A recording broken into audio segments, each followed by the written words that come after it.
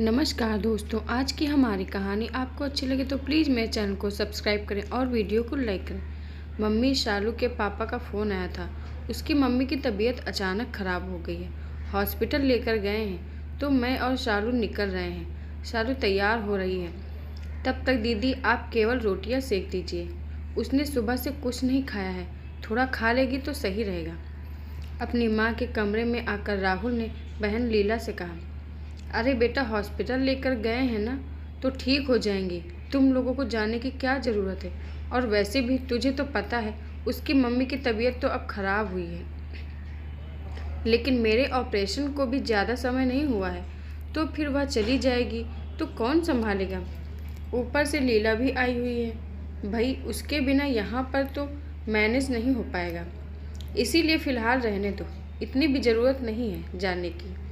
अपना और अपनी बेटी का जिम्मेदारियों से पल्ला झाड़ते हुए शालू की सास प्रेमलता जी ने शालू की मायके जाने पर विराम लगाना चाहा। दूसरी तरफ अंदर तैयार होती शालू के कानों में जब ये शब्द पड़े तो ऐसा लगा जैसे किसी ने उसके कानों में गर्म शीशा घोल दिया हो।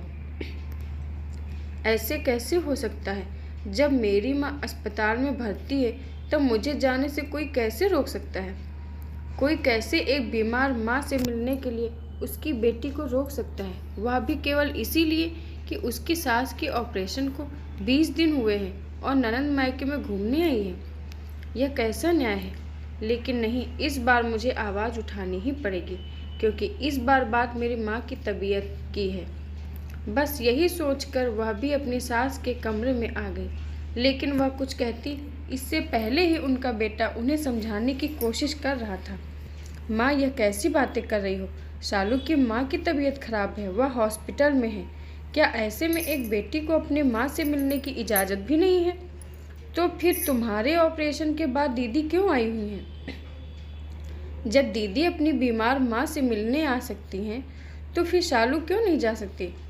राहुल ने माँ को समझाने की कोशिश की। वाह बेटा, अपनी बीवी के लिए तू हमसे लड़ने आ गया। और तो और तेरी इकलौती बहन जब मायके आई है तो उसे भी तूने ताना दे दिया।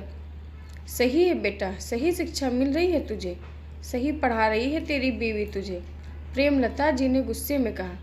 माफ़ कीजिए मम्मी जी, लेकिन ना मुझे कुछ पढ़ाने की ज़रूरत है और ना ही मैंने कुछ पढ़ाया है। जो सच है वही कह रहे हैं। और रही बात मेरे जाने की, तो मैं जाऊंगी, मुझे कोई नहीं रोक सकता। और हाँ, जो आप कह रही हैं ना कि आपकी सेवा कौन करेगा, तो दीदी है ना, वह करेंगे आपकी सेवा। जब मैं अपनी माँ के पास उनकी सेवा करने जा सकती हूँ तो फिर क्या दीदी इतना भी नहीं कर सकती? वैसे आपको याद दिलाना चाहूँगी मम्मी जी कि जब मेरी बिट्टू पैदा हुई थी तब मेरी सिजेरियन डिलीवरी हुई थी और 20 दिन के बाद दीदी की नॉर्मल डिलीवरी हुई थी।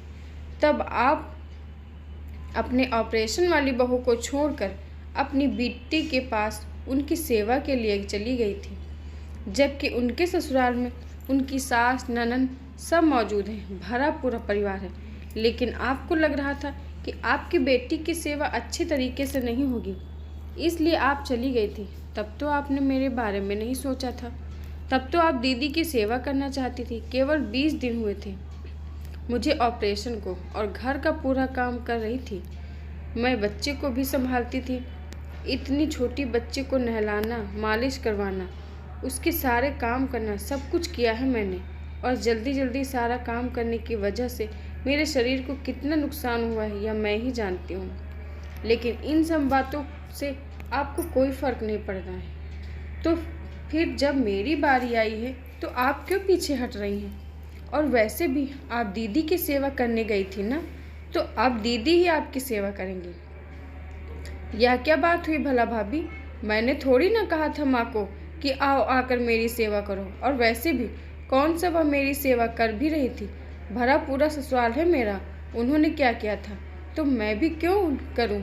आप जाओ या ना जाओ अपने मायके, लेकिन मैं तो चली अपने ससुराल। मैं नहीं करने वाली यहाँ पर रहकर मम्मी की सेवा। वैसे भी 20-22 दिन हो चुके हैं ऑपरेशन को, अब मम्मी अपना काम खुद कर सकती हैं।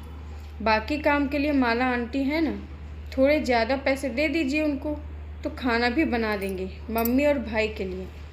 बड़े ही भद्दे तरीके से ननद लीला ने भी अपना पल्ला झाड़ दिया, जिसे देखकर अब प्रेमलता जी की आंखें भर आई थीं, क्योंकि जिस बेटी के लिए बहू को छोड़कर गई थी, आज वही बेटी मुश्किल समय में ज़रूरत पड़ने पर इस तरीके का व्यवहार कर रही थी। बहू, तू चली जा, तेरा वहाँ जाना ज़रूरी है। तुझे 20-22 दिन हो चुके हैं, अपना काम कर लूँगी। और सही बात है, पैसे देकर बाकी का काम भी हो जाएगा। रही बात किसी अपने के पास होने की, तो जब मुसीबत में मेरी अपनी बेटी ने पल्ला झाड़ लिया, तो फिर तुम्हें तो मैं कुछ कह नहीं सकती, बल्कि तुमसे इतना ज़रूर कहूँगी कि माता पिता से बढ़कर कोई नहीं होता। जाओ, तुम उनके प्रति अपने फ़र्ज को निभाओ। कहीं ऐसा न हो कि आज लीला ने शर्मिंदा करके मुझे दर्द दिया है, दिल के किसी कोने में वही दर्द समधन जी को भी न सहना पड़े। इसलिए तुम जा सकती हो। आंसू भरी आंखों से प्रेमलता जी ने कहा। अरे लीला, अब तो जरा भी शर्म कर ले। मैं तो यह बात पहले ही जानता था कि तुम मुसीबत के समय काम आने वालों में से नहीं है, लेकिन सोचा था कि अपनी भाभी की न सही, कम से कम तुम माँ की तो सगी होगी। लेकिन नहीं, तुझसे तो यह उम्मीद करना बेकार है।